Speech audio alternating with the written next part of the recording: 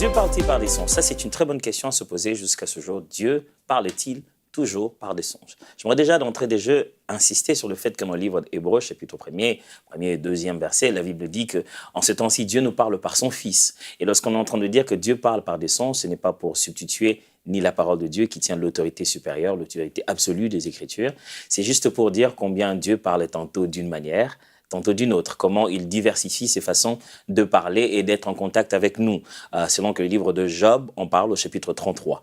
Dieu parle-t-il toujours par des songes? Et quelle est l'importance de songes pour Dieu? J'aimerais déjà nous dire que Dieu parle par des songes, pourquoi, et des visions, pourquoi, jusqu'à ce jour, pendant qu'il en avait parlé déjà dans l'Ancien Testament. Et vous serez très étonné de voir que les songes que vous avez facilement retenus dans la Bible sont peut-être des songes de rois païens qui n'avaient aucune alliance avec Dieu, mais à qui Dieu parlait déjà, dès ce moment-là, par des songes. Premièrement, Dieu nous parle par des songes parce que cela fait partie du caractère de Dieu. Vous voyez, le proverbe dit la gloire de Dieu, c'est de cacher les choses, celle de roi, c'est de les découvrir. Dieu aime tenir un langage imagé afin de pouvoir mieux sceller dans nos têtes ce qu'il veut dire. C'est à peine que les êtres humains ont découvert que voilà, une image ne disparaît pas de notre mémoire et que ça se dépixélise et que ça va partout dans notre tête. Il suffit d'un petit grain de souvenir pour que toute l'image revienne. Mais Dieu qui nous a créés le sait. Il sait que s'il tient un discours pendant 1 heure, nous retiendrons que 300 mots. Mais s'il nous donne une image, ça restera pour la vie. Alors c'est dans le caractère de Dieu d'être énigmatique parce que ça établit une relation. Deuxièmement, à cause de la chronologie biblique. Dieu parlait toujours par des songes et des visions. Oui, la chronologie biblique dit, dans les derniers jours, vos fils et vos filles prophétiseront, vos jeunes gens, vos vieillards auront des songes, vos jeunes gens auront des visions, mes serviteurs, mes servantes, voilà, je reprendrai de mon esprit. Donc Dieu a prévu que dans les derniers jours, ce phénomène, si vous voulez l'appeler comme ça, songe et vision reviendra. Troisièmement, à cause de la complexité des songes et des visions. J'en parle parce qu'un songe ou une vision est un peu complexe. Parce qu'après, on se réveille un matin, on a vu un tas de scénarios la nuit, mais pourquoi ça nous met mal à l'aise? Pourquoi on a l'impression que quelque chose devait se faire? On se pose la question, quel est le degré de ma responsabilité? Devrais-je parler? Je vais dire quoi? Est-ce que j'ai compris? Dois-je aller prévenir? Est-ce que si c'est arrivé, c'était ma faute? Je devais intervenir avant? Qu'est-ce que je devais faire? On doit en parler alors pour savoir que faire. Et aussi à cause de l'utilité des songes et des visions dans la vie du chrétien. Dieu utilise des songes et des visions, soit pour nous encourager, soit pour nous fortifier, soit pour nous prévenir. Les songes ont différents niveaux. Aujourd'hui, moi, ce que je veux vous proposer, c'est dans le langage de Dieu en général et dans le songe en particulier. Qu'est-ce que vous pouvez retenir? Qu'est-ce qui peut vraiment vous aider? J'ai prévu 7 principes dans la façon dont Dieu nous parle pour que vous puissiez bien vous retrouver en cela. Premièrement, Dieu nous a souvent parlé pour la prière et nous avons pris cela pour la proclamation. Dieu souvent nous a parlé pour nous faire intervenir et nous mettre dans son côté à lui. Dieu cherche un partenaire. Il nous dit des choses pour qu'on prie et qu'on intercède. Et nous, on pense que la première responsabilité de ce que Dieu nous dit, c'est aller le dire aux autres. Alors, des fois, Dieu nous a juste parlé à nous et nous, on fait du commérage. Ça va raconter tout ce qu'il dit. La première de fois, je vais dire très souvent, Dieu nous parle pour lui, pour qu'on parle avec lui. Et non pas pour qu'on ait d'abord le dire aux autres. Même si le contenu de notre songe concerne les autres, la première personne vers qui on doit se tourner quand on a une vision ou un songe, c'est la source de cette vision. C'est Dieu. Dieu veut d'abord attirer notre attention. Deuxièmement, la responsabilité de l'Église ne commence pas par parler, mais plutôt par écouter. Alors, j'aimerais vous décourager à croire que le songe est d'abord pour que vous en soyez qu'un canal. Mais quand Dieu vous parle, ce n'est pas pour que vous parlez. C'est d'abord pour que vous puissiez vous taire et puissiez écouter. Écouter est très, très important. D'ailleurs, une des grandes caractéristiques d'un prophète mature, c'est sa capacité à se taire. À ne parler que quand Dieu ordonne de parler. Ce que Dieu m'a dit, il faut qu'on me dise de le dire avant que je ne le dise. Et en tant qu'Église, on doit apprendre à développer toutes les compétences bibliques de perception, de recevoir, et pas d'abord d'aller communiquer, mais de savoir qu'est-ce que Dieu veut de nous.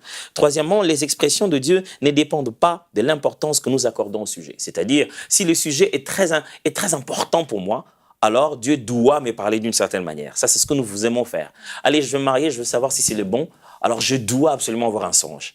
Si ce n'est pas un songe, je ne suis pas très à l'aise. Si c'est une prédication, quelqu'un a prêché, ça m'a donné une conviction, ce n'est pas très sûr, il faut que je rêve de ça. Dieu ne dépend pas du fait que c'est devenu urgent pour nous, ou c'est devenu, allez, ça devient chaud. Dieu, alors je vais dormir, s'il te plaît, prépare-moi un bon songe pour que je sois sûr. Non, je pense que Dieu ne dépend pas de l'importance de notre sujet. Ses méthodes pour nous parler ne dépendent pas de l'importance de notre sujet. Donc, c'est à nous de mieux savoir comment lui, il parle. Parce qu'il parlera toujours, tantôt d'une manière, tantôt d'une autre. La marche par la foi commence par l'obéissance à la voix. C'est très important. Tout ce que Dieu nous dit la nuit ou le jour, il attend de nous l'obéissance aussi. Il faudrait finalement faire quelque chose et n'est pas juste aller frimer auprès des amis, dire moi j'ai des songes, hein, j'ai plein de songes et ça rate pas. Quelle est ta responsabilité? Dieu voulait que tu fasses quoi dans tout ça? Et cinquièmement, les détails servent à l'action et le général sert au caractère. Quand Dieu vous parle et vous donne des choses de manière générique, c'est pour d'abord vous apprendre à marcher avec lui, à connaître qui il est et à devenir une meilleure personne. Vous avez un songe que vous n'avez pas nécessairement tout compris, les détails à l'intérieur, c'était trop imagé. Dieu vise un parcours avec vous. Mais quand Dieu vous montrera le visage d'Evelyne, vous dira avec précision à quelle heure, à quel moment, quand tout est si clair, c'est que Dieu attend que vous fassiez quelque chose. Quand Dieu veut nous amener à l'action, il nous donne tous les détails. Il nous explique tout avec précision. Il nous dit où amener l'enfant, comme il était le cas de Joseph dans Matthieu chapitre 2. Il dit, bon, voilà, divinement investi par un songe, Dieu dit à Joseph d'amener l'enfant en Égypte. Mais s'il lui avait donné une image où il y aurait eu des animaux sauvages qui venaient l'attaquer la nuit, il se réveillait en se disant, qu'est-ce que Dieu veut me dire? J'ai un combat. Mais là, il était clair. Prends l'enfant, prends-le, amène-le ailleurs. Quand Dieu devient plus détaillé, c'est qu'il attend de nous une action. Quand il est encore très générique, c'est qu'il attend de nous un rapprochement pour travailler sur notre caractère. Et enfin, n'est jamais arrêter d'écouter Dieu et de prétendre qu'on a tout compris. Alors, n'est jamais prétendre que ce que Dieu avait dit avant, c'est ce qu'il dit maintenant. Parce qu'il est possible, voilà, ça va vous scandaliser peut-être, qu'il est possible que dans 2 saisons différentes, Dieu dise une chose et son contraire. Au bas de la montagne, il peut vous dire, allez à la montagne pour tuer l'enfant. Sur la montagne, il vous dit, ne le tuez pas. Alors, il ne faut jamais cesser d'écouter Dieu pour aujourd'hui, en croyant que Dieu, allez, tout est dans la Bible. Bien sûr que tout est dans la Bible, mais Dieu, il est vivant. Il n'est pas enfermé dans la Bible, il vit une relation réelle avec nous maintenant. Il veut pouvoir obtenir un langage qui vous est propre, particulier dans votre relation avec lui. Alors ne croyez pas avoir tout compris, parce qu'en ayant changé une saison, Dieu peut vous dire une chose, possiblement et son contraire. Mais si vous savez que vous êtes toujours à l'écoute de Dieu, vous saurez quel est le pain de ce jour, qu'est-ce qu'il vous dit aujourd'hui. Donc voilà, c'est l'essentiel pour commencer à avoir cette petite relation avec Dieu dans les domaines des songes.